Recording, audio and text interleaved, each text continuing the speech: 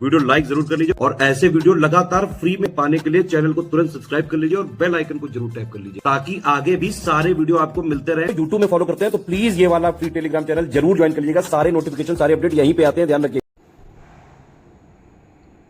Hello friends, मैं Priyanka exam preparation में एक बार फिर से आप सभी का स्वागत करती हूं और आज की क्लास में हम लोग वही अपना सेकंड चैप्टर कंटिन्यू करेंगे। मुगल साम्राज्य का पतन और विघटन पढ़ रहे थे।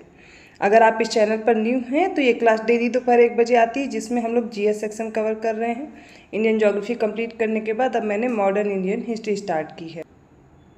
आप अदर किसी कम्पिटिटिव एग्जाम की प्रिपरेशन कर रहे हैं तो गूगल प्ले स्टोर पर जाइए, स्टडी फॉर सिविल सर्विसेज के ऐप को डाउनलोड करके आप अपना कोर्स परचेज कर सकते हैं, क्योंकि study for civil services latest trend और पैटर्न को ध्यान में रखते हुए आपको स्टडी मटेरियल प्रोवाइड कराता है। आप इसमें जो मुझसे पढ़ रहे हैं इसकी भी PDF डाउनलोड कर सकते हैं, या फिर आप अदर कोई कोर्स परचेज करना चाहते हैं, जैसे कि आप RO का प्रिपरेशन कर रहे हैं या फिर UP PCS, other state PCS, किसी भी कम्पिटिटिव एग्जाम की प्रिपरेशन कर रहे हैं, आपको उसी ऐप पर इंफॉर्मेशन मिल जाएगी। या फिर आप डिस्क्रिप्शन बॉक्स में नंबर प्रोवाइड किए गए उन पर कॉल या मैसेज करके जानकारी ले सकते हैं। आप देखेंगे यहाँ पर आपको कंप्लीट कोर्स मिलेगा, फुल PDF मिलेगी, टेस्ट सीरीज मिल जाएंगी, पेड क्विज मिलेंगी, करंट अफेयर का पूरा मटेरियल एक ही जगह मिलेगा। बेहतर प्रिपरेशन के लिए आप इन कोर्सेज को ज्वाइन कर सकते हैं। ज़्यादा जानकारी के लिए आप कमेंट करके भी मुझसे जानकारी ले सकते हैं। चलिए आज का चैप्टर स्टार्ट करते हैं। हम लोगों ने इसमें मुगल साम्राज्य के पतन में कुछ मुगलों को हमने कुछ जो मुगल सम्राट हैं उनको डिस्कस कर लिया था। आज उससे आगे के जो मुगल सम्राट हैं उनको डिस्कस करने वाले हैं। पिछली क्लास अगर आपने नहीं देखी है तो ज़रूर देख लीजिए, क्योंकि उस क्लास में मैंने डिस्कस किया था मोहम्मद शाह तक। अब आगे के जो सम्राट हुए हैं उनको एक एक करके देख लेंगे। तो मोहम्मद शाह के बाद शासन आता है सम्राट अहमद शाह का। इसका समय आता है 1748 से 1754 ईस्वी तक। ये मोहम्मद शाह का पुत्र था जो ऊधम बाई नर्तकी के गर्भ से जन्मा हुआ था। इसका शासनकाल जब रहता है तो इसी के शासनकाल में अहमद शाह अब्दाली भारत पर आक्रमण करता है।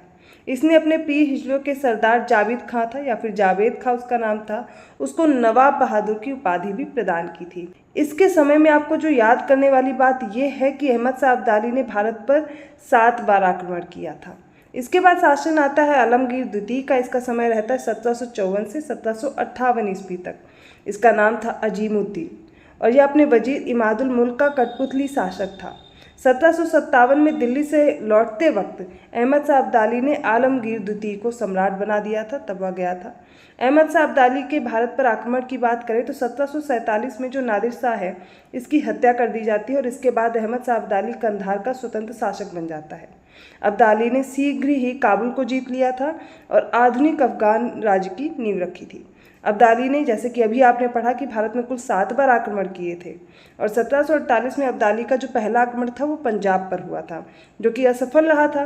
और 1749 में पंजाब पर इसने पुनः आक्रमण किया और पंजाब का जो गवर्नर था मोइनुल मुल्क उसको परास्त कर दिया था। 1752 में इसने पंजाब पर तीसरी बार आक्रमण किया था और इस सम्राट ने अब्दाली को पंजाब और सिंध के प्रदेश दे दिए थे। फिर आप देखेंगे जनवरी 1757 की बात है, जहाँ पर अब्दाली ने दिल्ली में प्रवेश किया था और मथुरा और आगरा में लूटपाट की थी। यहाँ से जब ये वापस जा रहा था अब्दाली ने आलमगीर द्वितीय को सम्राट बनाया, इमादुल मुल्क को वजीर बनाया और रुहेला सरकार नजीबुद्दौला को मीर बख्शी का पद बनाकर अपने मुख्य एजेंट के रूप पर यहाँ पर छोड़ कर गया था। अब अगली डेट इंपॉर्टेंट है जो आपको याद रखनी है, वो है 14 जनवरी 1761। तो इस दिन अहमद शाह अब्दाली और मराठों के बीच होता है पानीपत का तीसरा युद्ध और इसमें मराठे बुरी तरह से हार जाते हैं। तो पानीपत का तीसरा युद्ध आपको याद रखना है।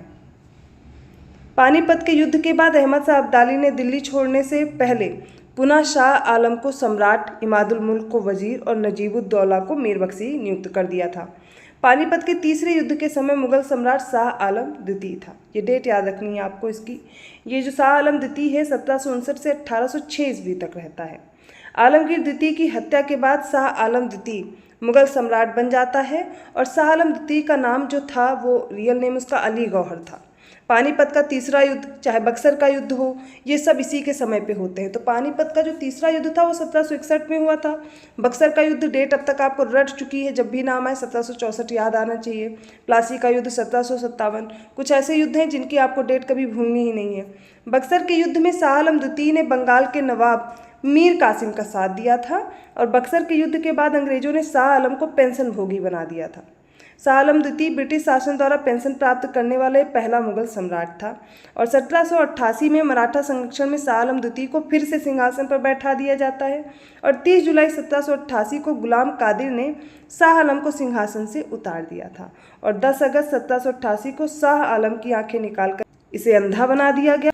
अक्टूबर 1788 में महादजी सिंधिया ने पुनः सम्राट की ओर से अधिकार कर लिया और 1803 में अंग्रेज सेनापति लेक ने दौलत राव सिंधिया को पराजित किया और शाह आलम द्वितीय ने अंग्रेजों का संरक्षण यहाँ से स्वीकार कर लिया। 1803 ईस्वी में दिल्ली पर अंग्रेजों का अधिकार हो गया। मुगल सम्राट अब पेंशन भोक्ता बन गया और शाह आलम द्वितीय ने अंधे शासक के रूप में ही शासन किया। अब ये पेंशन भोगी था। वैसे भी नाम मात्र के ही ये मुगल सम्राट अब बचे थे, इनका पतन तो हो ही चुका है, आप जैसा कि देख रहे हैं। इसके बाद जो अगला शासक बनता है वो था अकबर शाह द्वितीय। यह 1806 से 1837 तक रहता है। तो 1806 ईस्वी में शाह आलम की जब मृत्यु हो जाती है तो इसका पुत्र बैठता है अकबर शाह द्वितीय, जो कि शासक बन जाता है और अंग्रेजों के संरक्षण में ही गद्दी पर बैठने वाला ये पहला शासक था। यह अंग्रेजों की पेंशन से जीवन यापन करने वाला शासक अकबर द्वितीय ने ही राम मोहन राय को राजा की उपाधि दी थी और अपनी पेंशन की बात करने के लिए इनको ब्रिटेन भी भेजा था। इसके शासनकाल में मुगलों के सिक्के अब बंद हो गए। 1837 में अकबर शाह द्वितीय की मृत्यु भी हो गई। इसके बाद अंतिम मुगल सम्राट आता है बहादुर शाह द्वितीय, जिसको जफर नाम से भी आप जानते हैं। इसका समय रहता है 1837 से 1857 ईस्वी तक। बहादुर शाह द्वितीय अंतिम मुगल सम्राट था और जफर इसका उपनाम था, क्योंकि जफर नाम से कविता और ये शायरी लिखा करता था, इसलिए इसका उपनाम जफर नाम से याद किया जाता है। यह अंग्रेजों की पेंशन पर जीवन यापन करता था। जैसा कि आप देख रहे हैं, शाह आलम द्वितीय के बाद सब पेंशन पर ही हैं।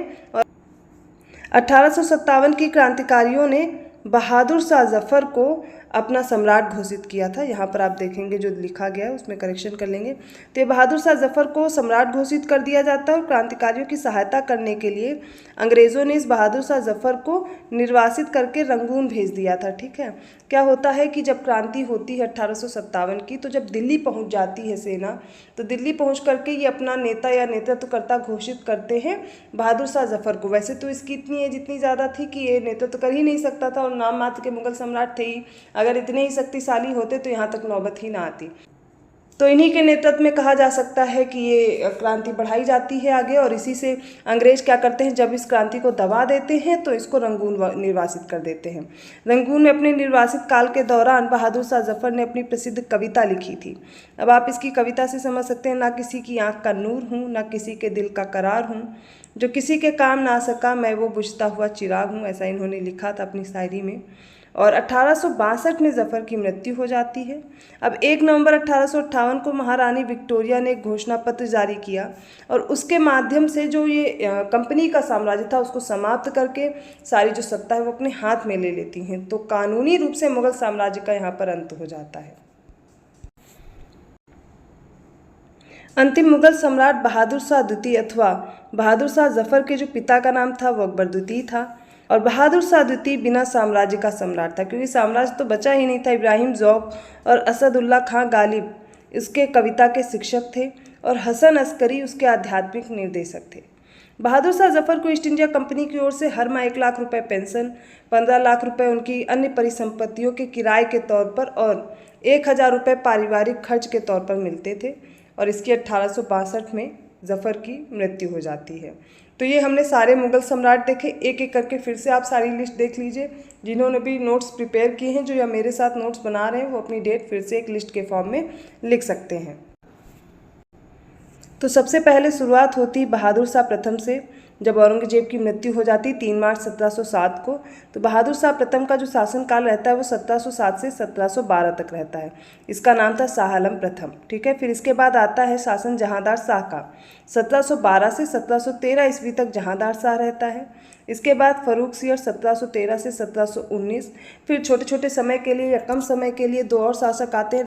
रफ़ी-उद-दरजात रहता है 28 फरवरी से 4 जून 1719 तक और रफ़ी-उद-दौला रहता है 6 जून से 17 सितंबर 1719 तक।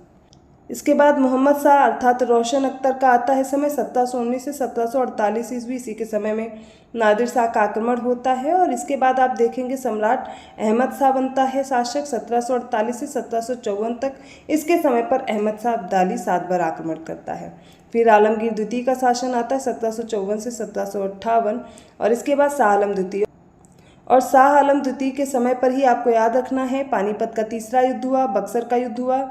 इसके बाद अकबर शाह द्वितीय आता है जो कि 1806 से 1837 तक रहता है और लास्ट मुगल शासक बनता है बहादुर शाह द्वितीय जफर 1837 से 1857 ईस्वी तक। तो ये चैप्टर आज कंप्लीट होता है। जिन्होंने भी पिछली क्लास नहीं देखी ज़रूर देख लें। अभी तक जितनी भी हिस्ट्री की क्लासेस हो चुकी हैं इनके बारे में जो महत्वपूर्ण तथ्य थे मैंने आपको बता दिए हैं। इस चैप्टर को आप दोनों क्लास देख करके प्रिपेयर कर लेंगे। किसी भी फैक्ट में या कोई भी डाउट आपको लगता है तो आप कमेंट करके मुझसे पूछ सकते हैं। इसके अलावा आप इसकी अगर PDF पाना चाहते हैं तो आपको मैंने बताया है आप गूगल प्ले स्टोर से स्टडी फॉर सिविल सर्विसेज का ऐप जरूर डाउनलोड कर लें, क्योंकि वहाँ पर अदर इनिशिएटिव्स भी आपको मिलेंगे जो आपके लिए फ़ायदेमंद है, आपके एग्जाम पॉइंट ऑफ व्यू से इंपॉर्टेंट है।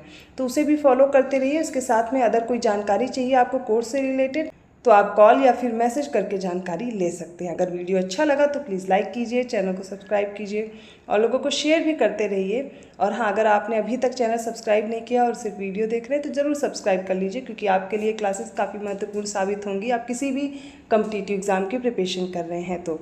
इसके अलावा अदर वीडियोज़ के नोटिफिकेशन आसानी से मिलते रहें तो आपको बेल आइकन प्रेस करना है। मैं मिलती हूँ अगली क्लास में, तब तक के लिए धन्यवाद।